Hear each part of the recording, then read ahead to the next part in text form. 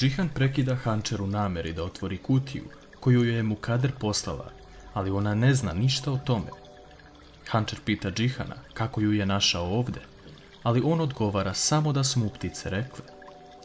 Džihan odvodi Hančer u jednu letnju kuću gdje je sve sredio kako bi oni ostali jedan ceo dan sami.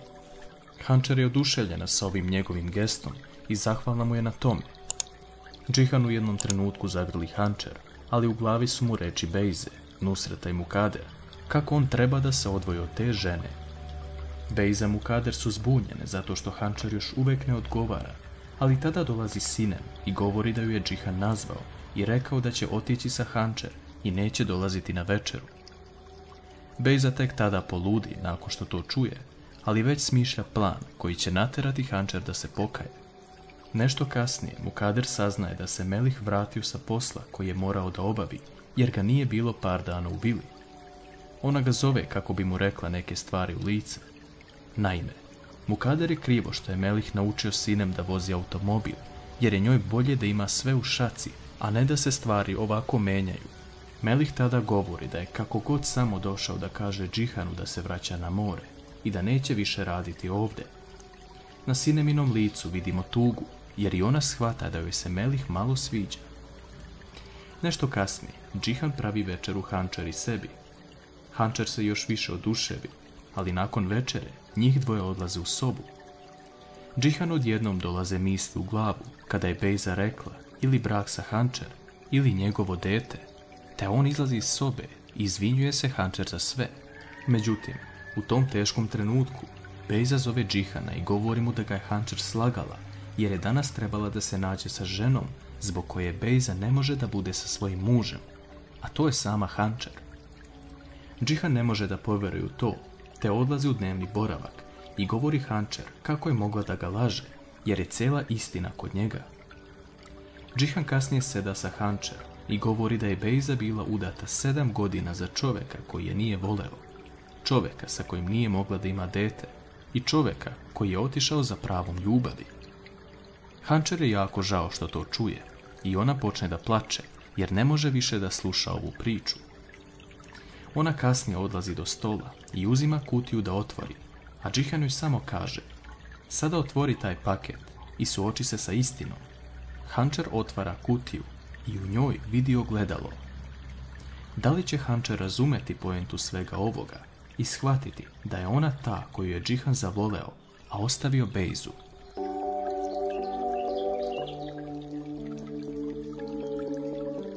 Hančer sada sve shvata. Ona ne može da dođe sebi nakon svega što je vidjela. Džihanu neće biti lako da vrati stvari kakve su bile. On je spreman na sve da uradi zbog Hančer, ali u ovom trenutku je to nemoguća misija. Hančer govori Džihanu da je pusti da ode odavde, jer oni više nemaju šta da razgovaraju. Džihanov život se raspada pred očima, ali ova istina je morala kad tad izaći na videlo. On posle svega pokušava na sve načine da je ubedi da ostane, pa makar da samo razmisli. Hančer kreće da izađe na vrata, ali je tu Džihan zaustavi i uzima ključeve kod sebe, govoreći da je ovo sada njihov dom i niko neće izaći dok mu ona ne oprosti. Džihan je malo i sebičan, ali također ne želi da pusti da ova ljubav nestane zbog njegove prošlosti. Mukader smišlja plan da ujutru pošalje Baštovana u tu kuću samo da proveri da li su oni još uvijek tamo, ne znajući da je Džihan razbio oboma telefon i niko ne može da ih dobije. Baštovan zvoni na vrata, a Džihan sklanja Hančer u kupatilo. Nakon što Džihan otvori vrata, Hančer izlazi i zove u pomoć. Taj čovjek na kraju izlazi i javlja Mukader da Hančer želi da zove policiju i da situacija nije kako treba. Mukader te vesti prenosi Bejzi, koja je srećna što se ovo desilo, jer ne postoji nikakva šansa da se sada Hančer vrati u vilu.